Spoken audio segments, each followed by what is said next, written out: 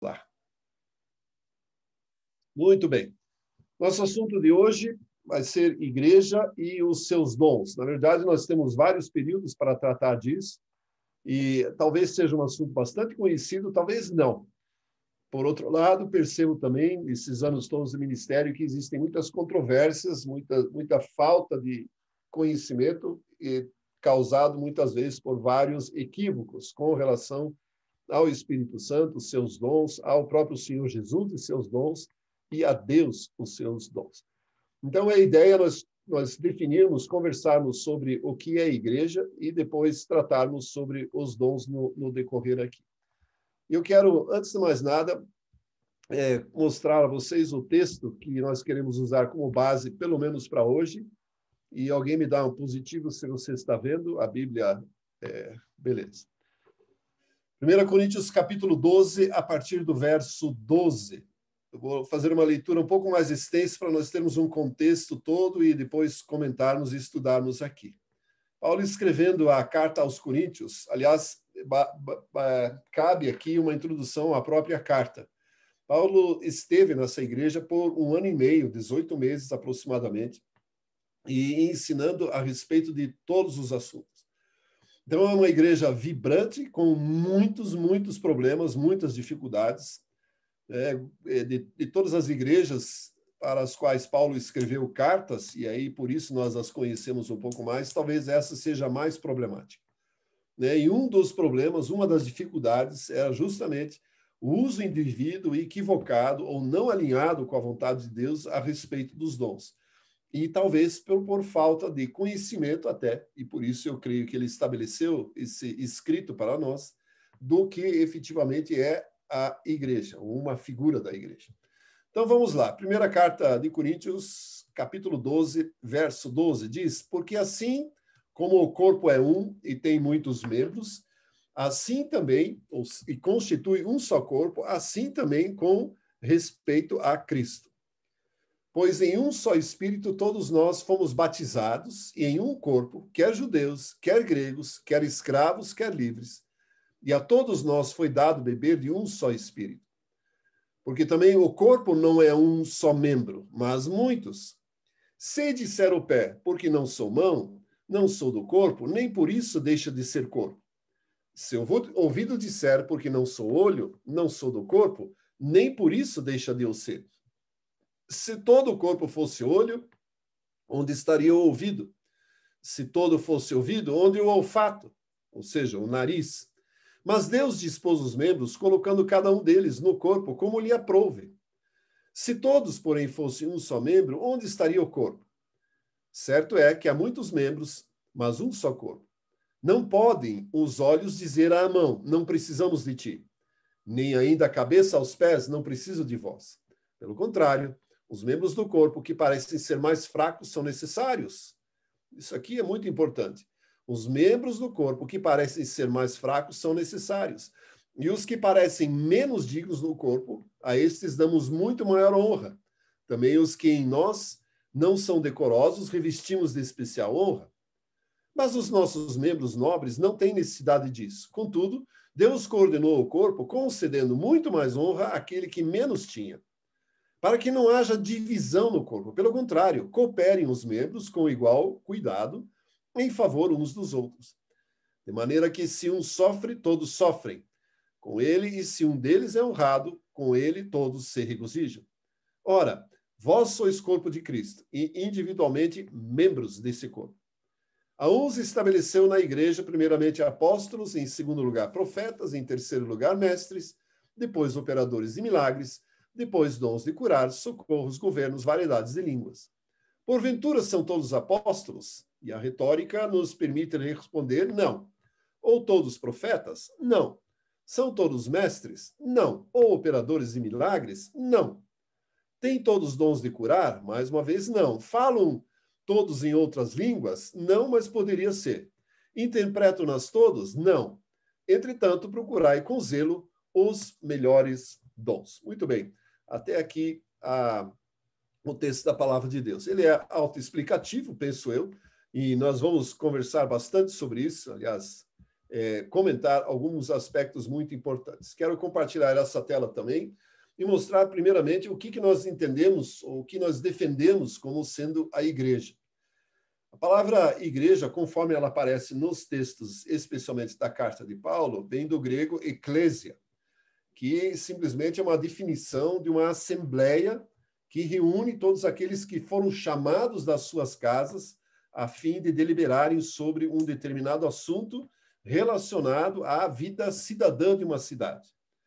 Então, o cristianismo emprestou esse termo da cultura grega, né, da vida em sociedade dos gregos, quando eles se reuniam em assembleias nas cidades, ou, enfim, bairros, seja lá onde for, para decidirem alguma coisa. É como se nós hoje tivéssemos reunião de condomínio, reunião dos moradores da rua para definir se vai construir ou não lombada, alguma coisa assim. Então, tudo isso era chamado de eclésia. O Antigo Testamento conhece um outro termo, eu não tenho aqui, mas é muito mais congregação. Quando Deus diz o meu povo, a minha congregação, a minha reunião do povo. Né? E é esse aspecto que vem, então, para o Novo Testamento. E a Bíblia também mostra que nós somos chamados como cristãos de diversas formas. Por exemplo, e esse é o até mais popular, nós somos conhecidos como crentes. E eu não gosto muito dessa afirmação, desse rótulo, porque a Bíblia, inclusive, afirma que o diabo é crente. Ele crê e estremece diante da palavra de Deus. Ele crê, ele acredita naquilo que a palavra de Deus diz. Então, isso o torna ou conceitua também como um crente. Nós também somos conhecidos nas Escrituras, e Paulo especialmente usa esse rótulo, essa forma de tratamento, os santos. Né? Ou seja, aqueles que vivem uma vida dedicada, não contaminada pelos valores do mundo para o próprio reino de Deus.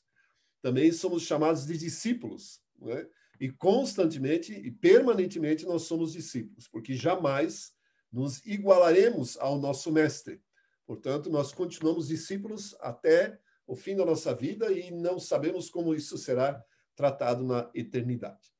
E cristãos, basicamente, é o que se tornou mais comum entre aqueles que seguiam a doutrina do Cristo, do Messias, de Jesus como Cristo, e passaram, então, com o decorrer dos anos, a primeira menção disso está em Atos capítulo 11, quando, então, os discípulos foram chamados, ou começaram a se chamar de cristãos, ou seja, de seguidores de Cristo. Alguns querem dizer que como pequenos cristos.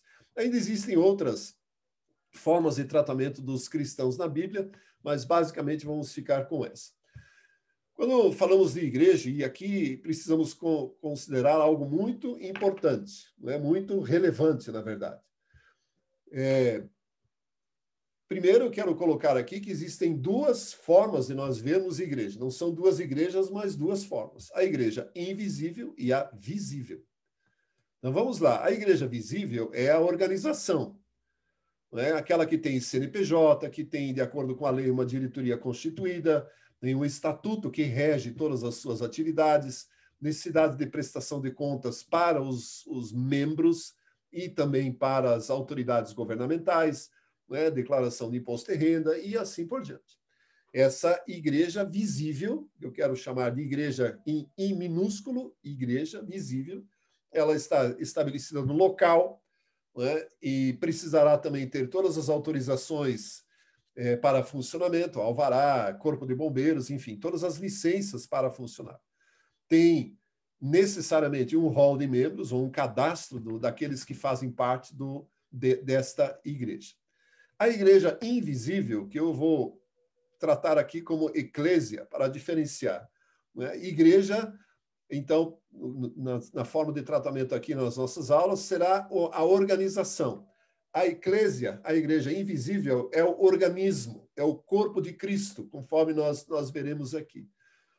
A eclésia, então, esta igreja invisível, este organismo, não tem limitações geográficas e é absolutamente atemporal. Ou seja, se olhamos para a Bíblia, onde nós encontramos o relato dos primeiros cristãos, não é, ou da chamada igreja primitiva, do primeiro grupo de pessoas que recebeu o Espírito Santo de Deus e passou a testemunhar a respeito da ressurreição de Cristo, aqueles cristãos fazem parte da mesma eclésia que nós fazemos. Ou seja, não existe a temporalidade, não existe, ou existe, aliás, a atemporalidade. Não existe a sensação da contagem de anos. Evidentemente, na igreja primitiva, nos primeiros anos, não existia nenhuma denominação conforme nós conhecemos hoje. Né? Isso é óbvio. E, conforme eu disse, não existem limitações geográficas. Ou seja, em qualquer lugar que nós formos no mundo, nós encontraremos cristãos, encontraremos a eclésia e certamente nos identificaremos. Só procura uma igreja, vai no primeiro domingo do mês, provavelmente você vai encontrar lá a ceia. E você pode estar na Coreia do Sul, você vai entender o significado do pão e do vinho. Entender nada do que eles falam, mas o simbolismo permanece. Né? Então, esta eclésia é efetivamente o corpo de Cristo do qual nós estamos tratando aqui. É um conceito que muitas vezes é discordante, ou pelo menos existem algumas controvérsias com relação a isso, e especialmente com a veemência com que eu declaro isso, é que muitos daqueles que fazem parte da igreja, ou seja, da igreja visível, da organização, não necessariamente são salvos. Não necessariamente serão arrebatados. Não é esta igreja, não é esta eclésia que o Senhor Jesus vem buscar. Ele vem buscar o seu corpo. E aí, independe de a qual denominação que as pessoas pertencem, a qual organização que as pessoas pertencem. Eu digo isso porque no decorrer dos anos nós percebemos que muitas pessoas se filiam a determinadas organizações, se deixam batizar, etc., por simples conveniência. E não necessariamente porque elas acreditam em Jesus Cristo, creem na salvação em Cristo Jesus e não creem no corpo de Cristo. Então, isso existe também. Então, nós precisamos entender que fazemos parte da eclésia. Nós temos um grupo aqui no Biblific que faz parte de diversas denominações, sejam elas históricas ou comunidades, ou seja lá do que for. Eu nasci eclesiologicamente falando, em termos eclesiológicos, numa igreja denominacional. Até meus 32 anos, fazia parte de uma igreja menonita, uma igreja denominacional. Os cultos ainda eram em alemão, o inário em alemão, fazia parte do coral, etc. Tivemos, minha esposa e eu, uma experiência fulminante, extraordinária, com o Espírito Santo de Deus, naquela igreja, num seminário, numa conferência a respeito do assunto, e aquilo mudou a nossa vida totalmente. E nos tornamos, então, na essência, como pentecostais. Passamos a frequentar comunidades e não mais igrejas denominacionais históricas. Contudo, eu absolutamente desprezo ou rejeito todo o ensinamento, toda a forma como me trataram naqueles lugares. Eu tenho consciência de que o chamado de Deus, aquilo que Deus desejou para a minha vida, despertou naquele lugar. Eu reconheço especialmente um pastor que fez isso, que transformou isso na minha vida, sem o conhecimento, por exemplo, do Espírito Santo de Deus. Então, eu vejo muitas vezes isso também, pessoas desprezam, não é assim, aquela denominação não serve, isso não serve. Aqueles caras lá, eles não querem isso e querem aquilo. Nós não podemos tratar pessoas assim. Nós não podemos tratá-las assim. Só um minutinho aqui, gente. Assim, já pronto. Então, isso é muito importante e relevante nós entendermos. Então, existe a igreja, com I minúsculo, que é a organização, e a eclésia, com igreja com I maiúsculo, que é o corpo de Cristo, e outras representações, conforme nós estamos vendo aqui. Jesus, por exemplo, ensinou, em João capítulo 15, que nós somos ramos e conectados com a videira, que é ele. E o pai é o agricultor. Então, essa figura vem ou é herdada daquilo que Deus quis fazer com a nação de Israel. Quando a trouxe para a terra prometida, diz, eu os plantei como videira. E a advertência que os profetas fazem, essa figura aparece especialmente em Isaías 5, e mais tarde em Ezequiel também, é mencionada lá. Que ao invés de frutificarem conforme desejado, Eles produziram uvas bravas, que são uvas selvagens, sem sabor.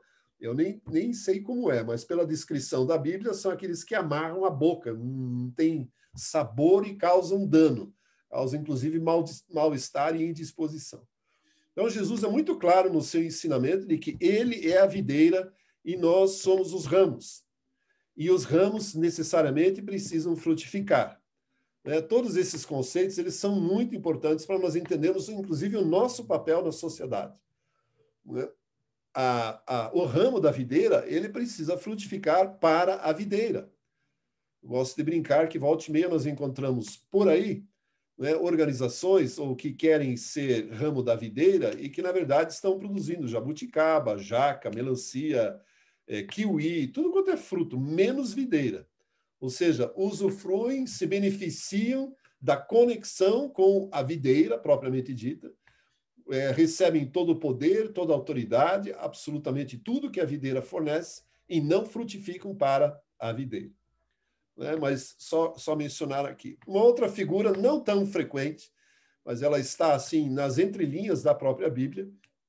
Paulo usa uma vez e mais tarde em Apocalipse ela aparece com mais firmeza, de que Jesus é o noivo e nós somos a noiva.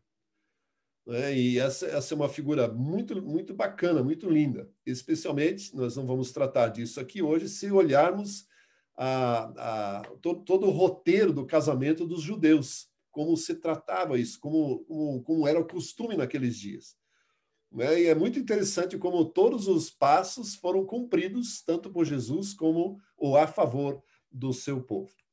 Uma outra figura bem mais constante, presente, é o de pastor como Jesus sendo o pastor e nós as ovelhas. E aqui é algo muito interessante, né? Talvez eu poderia ter usado uma outra figura, mas eu penso que justamente Jesus quis usar a figura da ovelha pela sua fragilidade, a sua dependência total e completa. Talvez já tenha sido mencionado em alguma outra aula, não lembro bem, mas ovelha, e desculpe usar o termo, mas é um animal daqueles domesticáveis muito estúpido. Ele não se vira. A ovelha talvez seja o único, ao contrário, por exemplo, de cavalo, cabritos, ou gado bovino mesmo, né? Estou falando de animais domesticáveis, que conseguem encontrar água sozinhos. Cachorros, por exemplo. Conseguem encontrar comida, se viram. Ou tem um instinto de sobrevivência. A ovelha não. Ela não encontra água sozinha, ela não tem essa capacidade, não encontra comida sozinha. Se ela se desgarrar, ela morre. A ovelha, se ela cai, por exemplo, com as pernas para cima, com as patas para cima, ela não consegue se levantar. Por isso, tantas vezes, Jesus usa essa figura. No Antigo Testamento existe essa figura, de pastores, por exemplo, Davi, que se tornou rei, e tantas outras. Então, essa é uma coisa muito interessante. O que o ensinamento traz é que, como igreja, como eclésia, eu e você somos ovelhas que precisamos necessariamente de um pastor. Porque, espiritualmente, mesmo que achemos que sim, nós não conseguimos andar sozinhos. Essa é uma lição muito interessante que está incluída em João capítulo 15, verso 5, quando Jesus diz, sem mim, nada podeis fazer. Ou seja, eu e você, sem a presença do Senhor Jesus, sem a presença do Espírito em nós, sem o favor de Deus, nada podemos fazer, nada produziremos. Então, existe uma relação, um relacionamento de dependência que é absurdo e que eu e você precisamos entender. Muito bem. E a última figura que eu quero mencionar aí, ainda existiriam outras secundárias, mas as principais são essas. É a do corpo de Cristo, que é o texto de Coríntios que nós lemos aqui, do qual Jesus é o cabeça. Isso é muito interessante. Alguém poderia pensar, não, mas é óbvio. Claro que é óbvio, mas muita gente não considera esta obviedade. Muita gente não considera isso.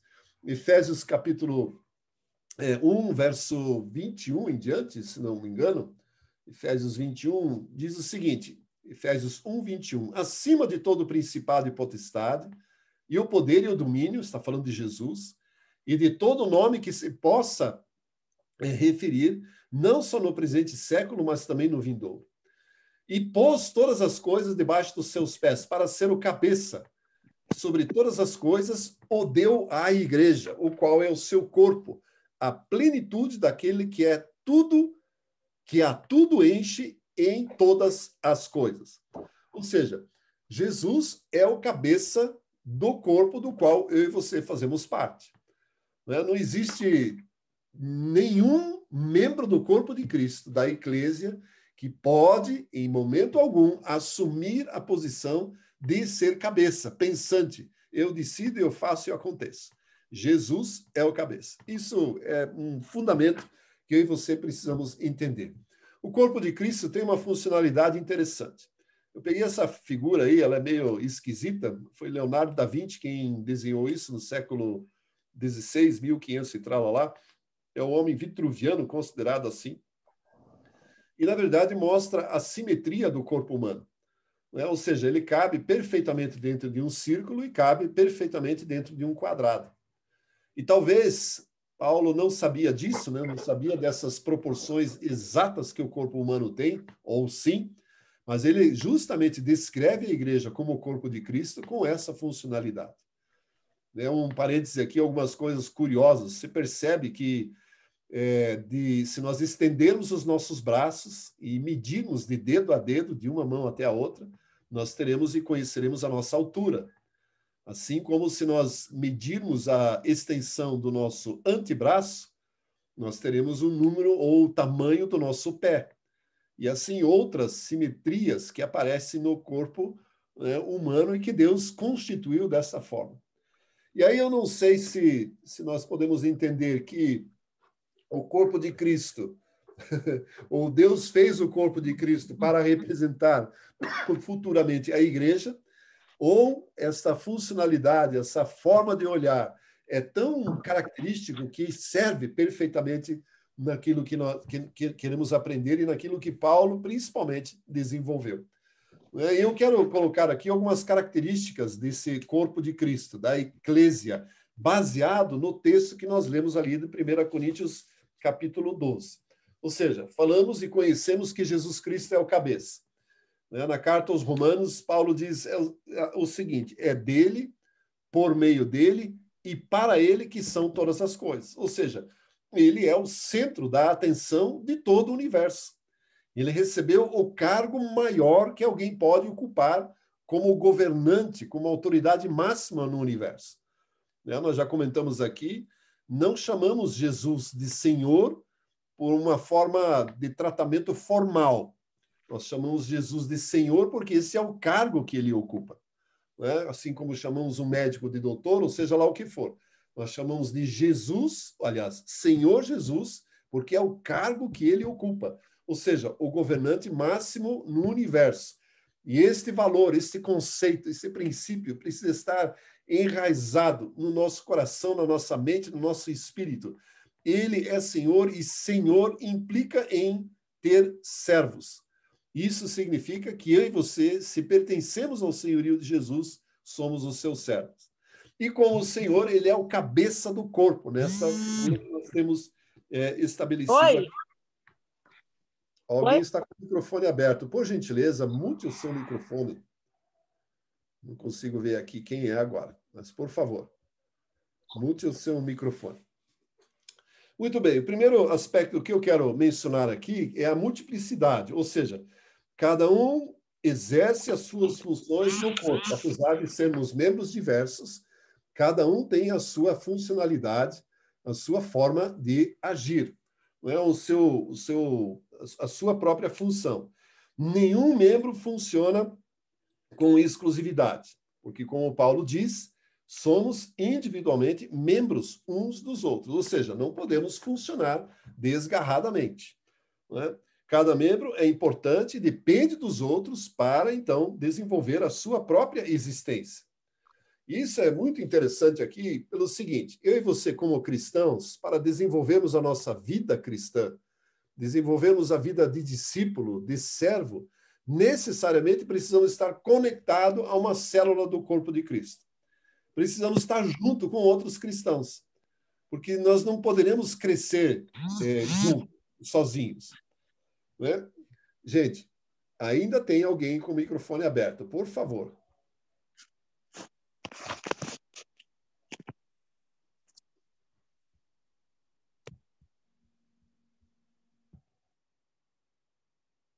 Ok, vamos continuar aqui então.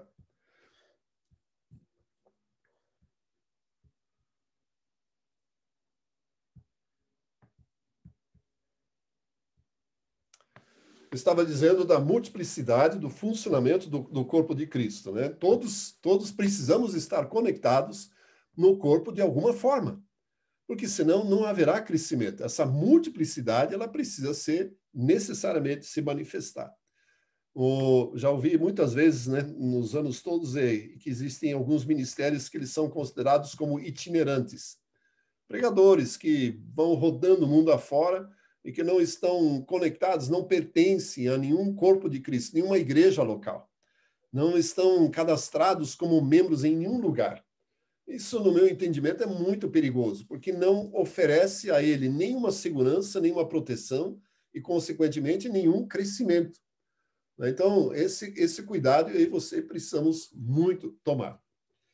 Muito bem, um outro aspecto aqui que eu quero mencionar, que é a diversidade do corpo, que não é necessariamente um acidente. E diversidade aqui, por favor, no bom uso da palavra, a diversidade do corpo de Cristo. Ou seja, o corpo tem vida porque os seus membros nasceram de novo e cada um opera bem ajustado, conforme juntas e medulas no nosso corpo humano. Aí você precisamos pensar na figura de eclésia, na figura da igreja, organismo, como o nosso próprio corpo. Ele funciona muito bem. Volte e meia nós temos um desajuste, uma dorzinha aqui, ali, ou seja, a coisa está falta de óleo, falta de graxa, idade. Pega uma friagem, como semana passada aqui em Curitiba, fez muito frio. E aí o corpo já sente. Pega uma coisa, machuca, todo o corpo sente. Isso é óbvio. Então, essa diversidade faz parte e opera muito bem. Faz muito bem o seu papel. E Paulo menciona uma história muito interessante, uma ilustração muito interessante. Não adianta o ouvido querer ser nariz. Não adianta o nariz querer ser mão. Não adianta a mão querer ser pé. Cada um foi colocado no corpo de Cristo, no nosso corpo, cada membro, conforme Deus quer. E Paulo afirma o seguinte, que eu e você fazemos parte do corpo de Cristo exatamente com a nossa função, fazendo aquilo que estamos fazendo, porque assim aprove fazer. Então, evidentemente, haverá membros, como no nosso corpo, que se destacam mais, outros menos. Por exemplo, 70% das nossas ações, de tudo que nós fazemos, é com a mão, com as mãos. 70% das nossas ações diárias. Sempre estamos mexendo aqui e ali, sempre com as mãos. Então, são os membros mais importantes do nosso corpo. E provavelmente no corpo de Cristo, na eclésia, existem aqueles que precisam de maior destaque, que precisam trabalhar mais, precisam receber maior importância, porque a função deles é esta. São os líderes responsáveis, ou aqueles que estão se mexendo, ou aqui e ali. E, por exemplo, o dedinho do pé. É o exemplo melhor que eu costumo dar aí. Coitadinho, é o que mais sofre, provavelmente, dos membros externos, dos órgãos externos. Porque sempre está, especialmente nas mulheres, quando usam sapatos sociais, por exemplo, sempre amassado, sempre já encrunhado um com o outro. Provavelmente a unha já não esteja inteira, só tem um pedaço dela, muitas vezes nem tem mais. Provavelmente o membro do corpo mais propenso a calos, a, sei lá, brotoeja, qualquer coisa assim. E aí nós poderíamos dizer, é feio, mas precisa dele. Fui conversar com um médico a respeito disso e perguntei o que acontece com o corpo humano se cortasse fora os dois membros. Tipo assim, se alguém decidisse, não quero mais, enjoei, cansei, é feio, não quero mais cuidar do meu dedinho do pé, o que acontece? Perde o equilíbrio. Ou seja, o nosso corpo precisa de um sustentáculo, de um ponto que promove o equilíbrio, que é o dedinho do pé, gente. Deus fez assim.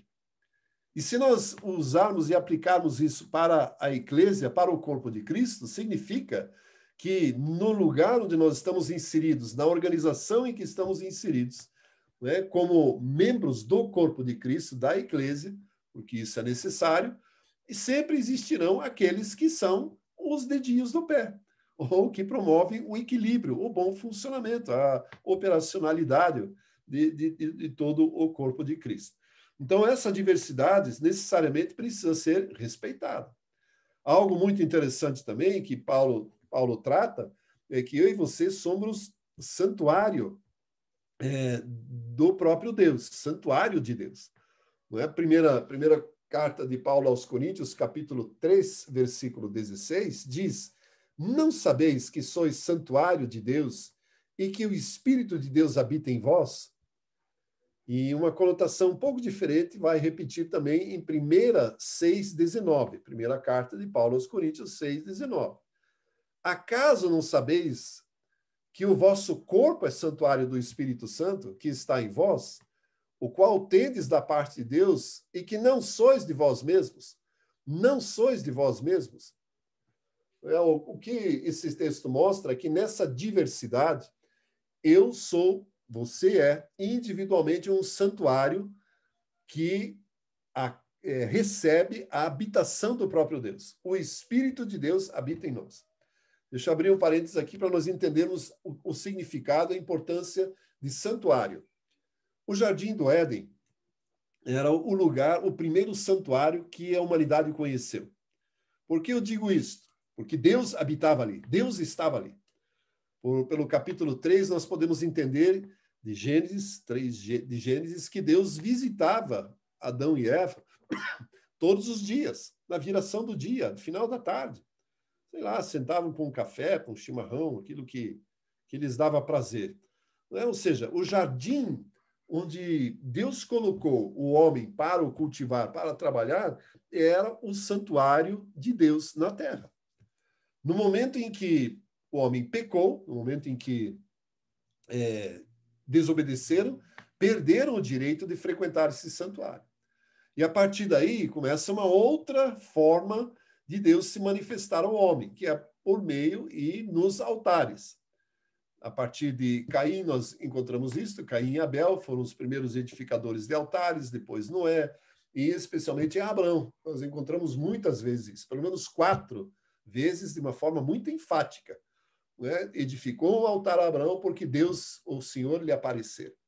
Edificou a Abraão um altar e invocou o nome do Senhor que lhe apareceu.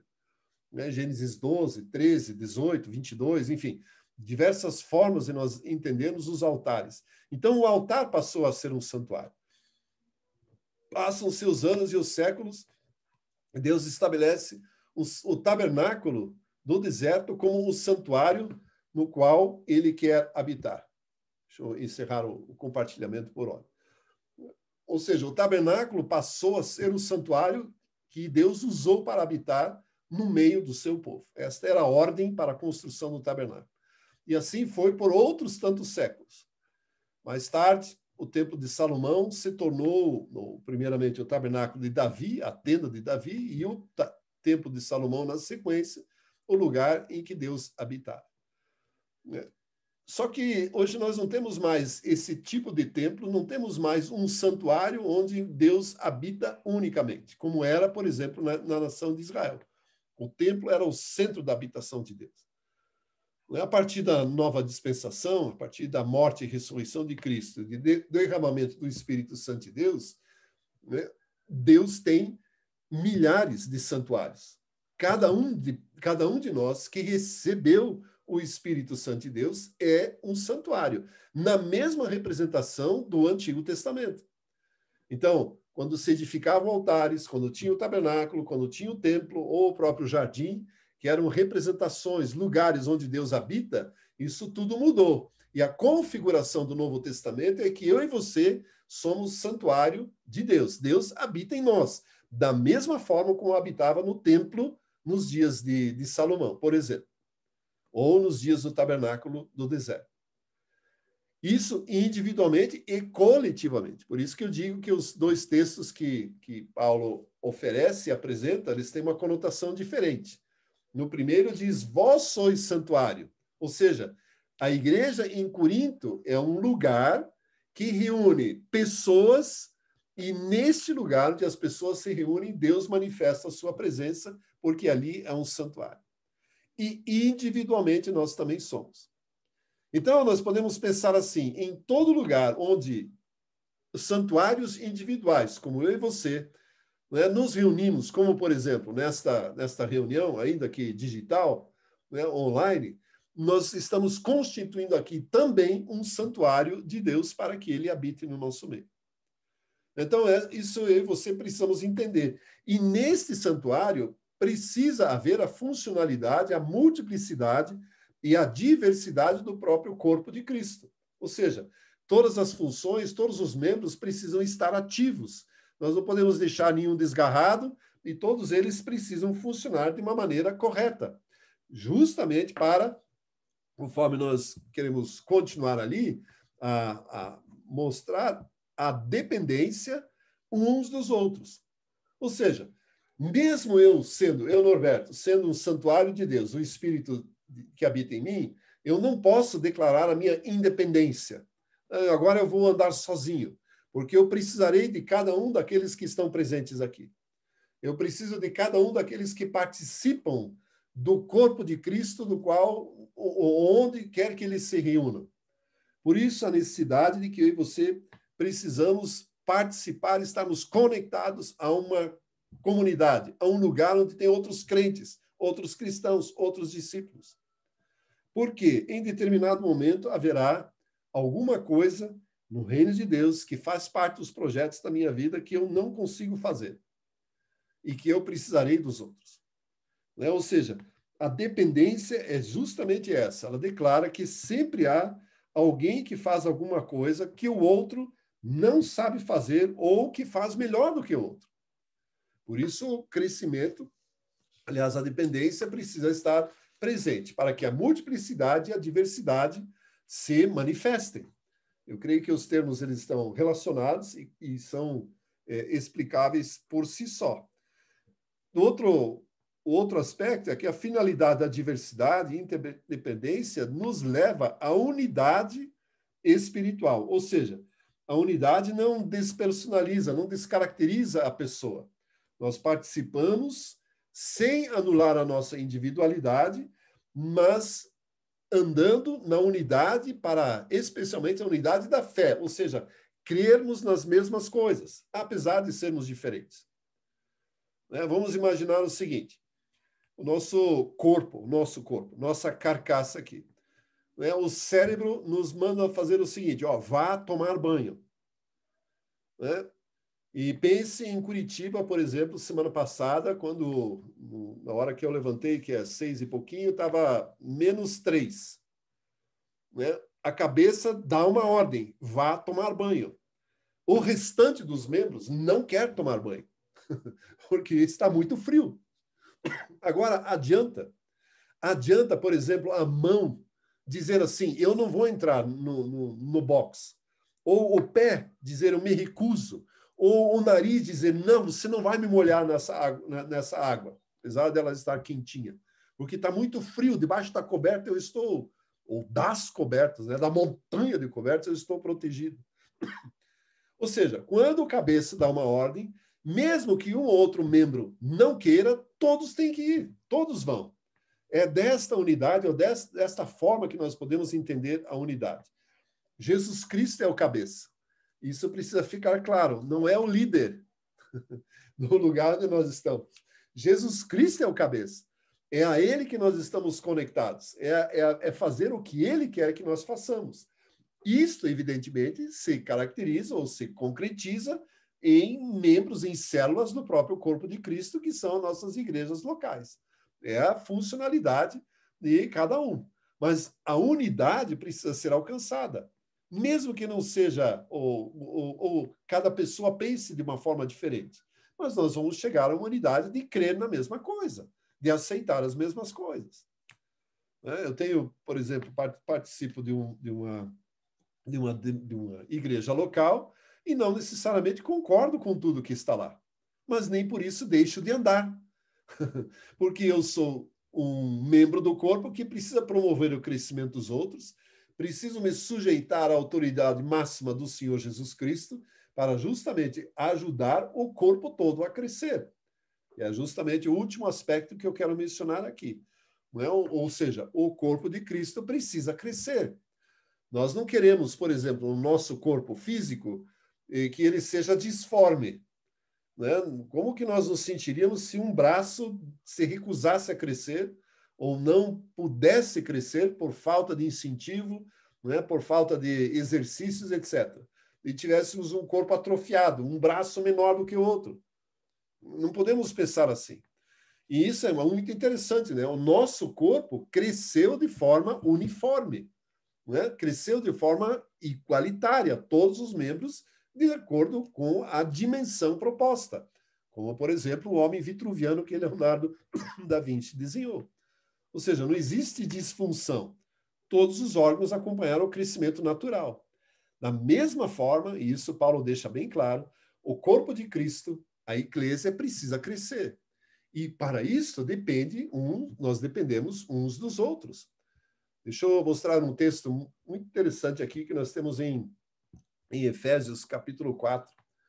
E também isso nós estudaremos mais tarde um pouco com mais detalhes. Mas Efésios 4, verso 11, diz o seguinte: ele concedeu uns para apóstolos, outros profetas, outros para evangelistas, outros para pastores e mestres, esses são os chamados dons ministeriais, estudaremos lá na frente, com vistas ao aperfeiçoamento dos santos, para desempenho do seu serviço, para a edificação do corpo de Cristo. Agora preste atenção aqui, o verso 13. Até que todos cheguemos à unidade da fé e do pleno conhecimento do Filho de Deus, à perfeita varonilidade. Cheguemos à medida da plenitude, da estatura, da plenitude de Cristo. Ou seja, existe uma estatura de varão perfeito, estatura de homem, de ser humano adulto, que o corpo de Cristo precisa alcançar. Não podemos, evidentemente, permanecer como crianças. A Joy, nossa netinha, acabou de nasceu sábado, e é claro que os pais já desejam que ela cresça, que ela fale logo o que ela está sentindo, não por meio de choros. Coitadinha, agora ela só sabe sujar fralda, dormir e comer. Só isso. Nem dá muita alegria aos pais, que toda hora precisam fazer ela dormir, arrotar para não ter cólica, ou isso e aquilo. Nós desejamos que eles cresçam. Eu desejava que os meus filhos crescessem. Desejo que os meus netos cresçam. Deus Pai deseja que o corpo de Cristo, de quem Jesus é o cabeça, cresça e se desenvolva e chegue à unidade da fé, ao pleno conhecimento do Filho de Deus. Isso aqui nós veremos mais tarde também, mas existe um conhecimento e um pleno conhecimento. Pessoas podem conhecer Jesus sem conhecê-lo plenamente, sem ter uma experiência de salvação, sem ter uma experiência de vida, de presença de Deus, ou presença do próprio Espírito nas suas vidas. Conhecem Jesus, de ouvir falar. Mencionam até versículos bíblicos. Isso não demonstra que eles têm uma experiência de vida com Jesus ou que o conhecem. Então, essas características do corpo de Cristo, elas precisam fazer parte, ou fazem parte do corpo de Cristo, elas estão presentes necessariamente. Olha esse texto interessante. Isso aqui é uma fábula, e mostra como o corpo de Cristo deveria funcionar. Diz assim: era uma vez 4 pessoas que se chamavam todo mundo, alguém, qualquer um e ninguém. Havia um importante trabalho a ser feito e todo mundo acreditava que alguém iria executá-lo. Qualquer um poderia fazê-lo, mas ninguém o fez. Alguém ficou aborrecido com isto porque entendia que a execução do trabalho era a responsabilidade de todo mundo. Todo mundo pensou que qualquer um poderia executá-lo, mas ninguém imaginou que todo mundo o faria. Todo mundo culpou alguém quando ninguém fez o que qualquer um poderia ter feito. É interessante, né? O negócio esquisito. O que esse texto nos mostra, né? Essa pequena ilustração aqui nos mostra é que cada um de nós, no corpo de Cristo, é extremamente essencial, relevante, Ninguém pode ser desprezado. Nem todo mundo, nem alguém, nem ninguém. Ninguém merece o desprezo ou a rejeição. Todos são extremamente importantes. Eu gosto de música clássica, de diversos compositores. E há anos atrás, e essa foi uma experiência marcante, eu estava nos Estados Unidos fazendo um curso lá, e o pessoal do ILI, a Cristina Trindade faz parte da direção do ILI, juntamente com eles, o marido dela, o Norival, e ainda os diretores do ILI, o Wes Griffin e a Joy, charada a nossa netinha, nós fomos assistir um concerto da Filarmônica de Atlanta. E o compositor que nós fomos assistir, que era o concerto, ele é, segundo o que eu tinha aprendido, bastante intenso. Ele usa praticamente o tempo todo todos os instrumentos, em diversas velocidades e intensidade, mas usa todos. Mas eu observei lá que, lá no fundo da orquestra, tinha dois sujeitos lá. Dois sujeitos sentados e eles não participavam de nada, não estavam fazendo nada, apesar da intensidade de todos os outros. Num determinado momento, os dois se levantaram ao mesmo tempo. Um tinha aqueles pratos de metal na mão e o outro tinha um triângulo, aqueles que no Nordeste se usa para determinar o ritmo do baião. E no momento exato em que o regente, então, deu o sinal, o sujeito, pá, bateu os pratos. Mais 1, 2, 3 segundos, pá, no próximo compasso bateu de novo. E o sujeito do triângulo também deu 2 voltas, mais uma volta no triângulo. Pronto. Sentaram de novo. Essa foi toda a participação que aqueles 2 músicos tiveram no concerto. Aí você fica pensando assim, por que isso foi assim? Porque o compositor achou por bem que isso fosse assim. E sem a participação, ainda que minúscula, desses integrantes ou desses instrumentos na orquestra, a música perderia a sua harmonia. Não adianta querer fazer outro instrumento de percussão aquilo que os 2 pratos fazem. O som é diferente, não vai sair como queria.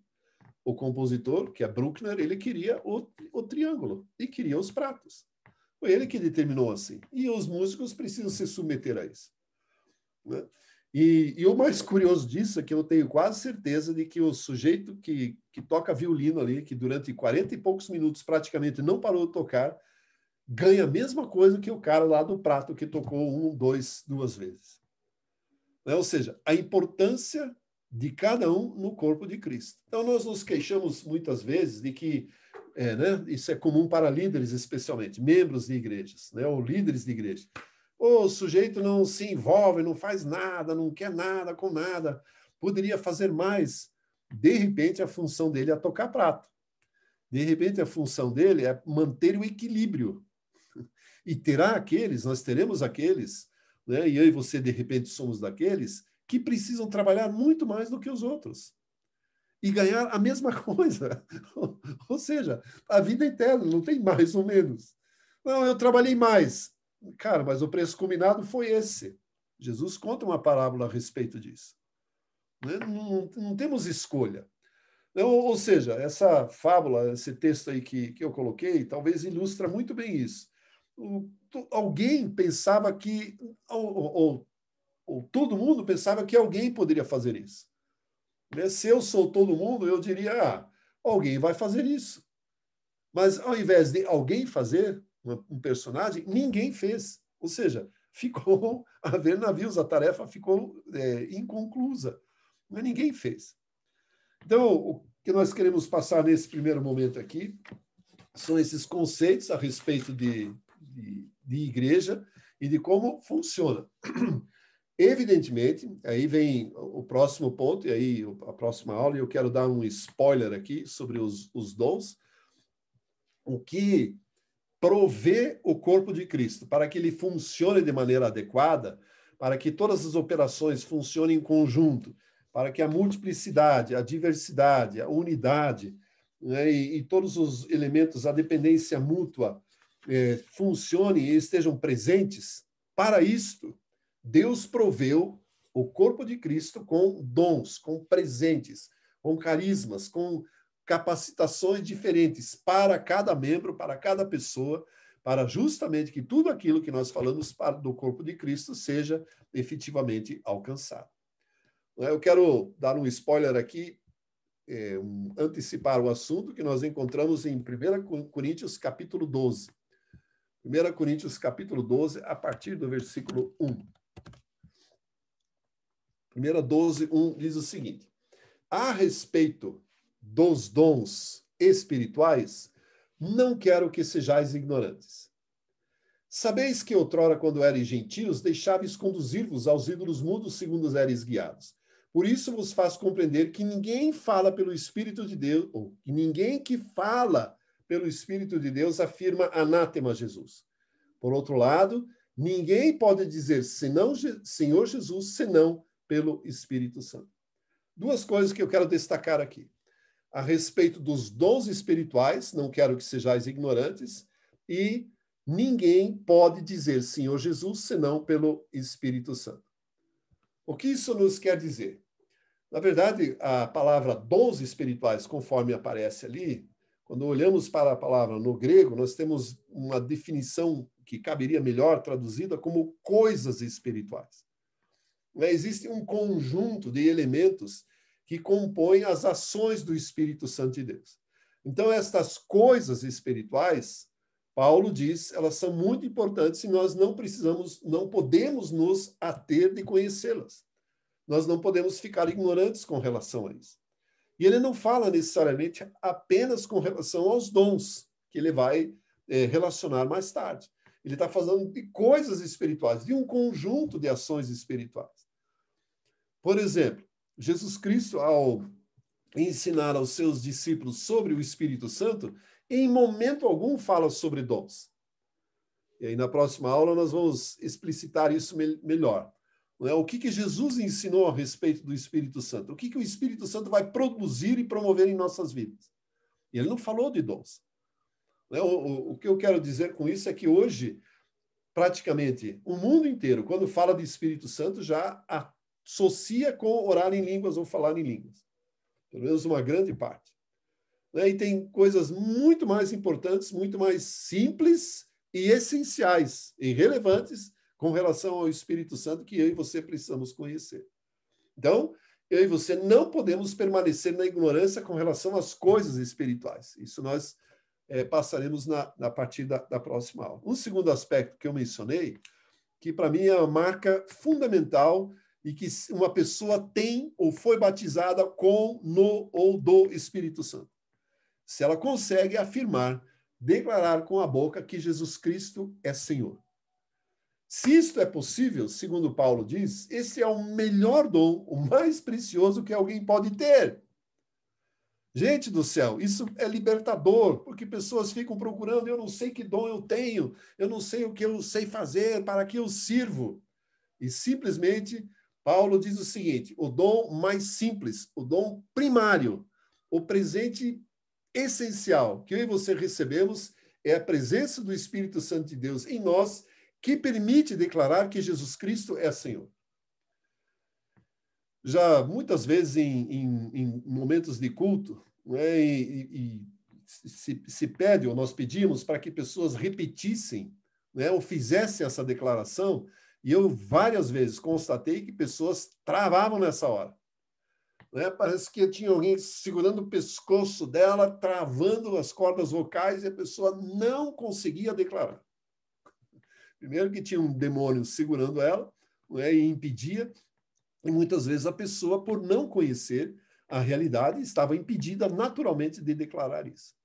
Então, uma forma de testar se o Espírito Santo habita em nós, com toda a liberdade, você pode fazer agora, com o microfone mutado mesmo.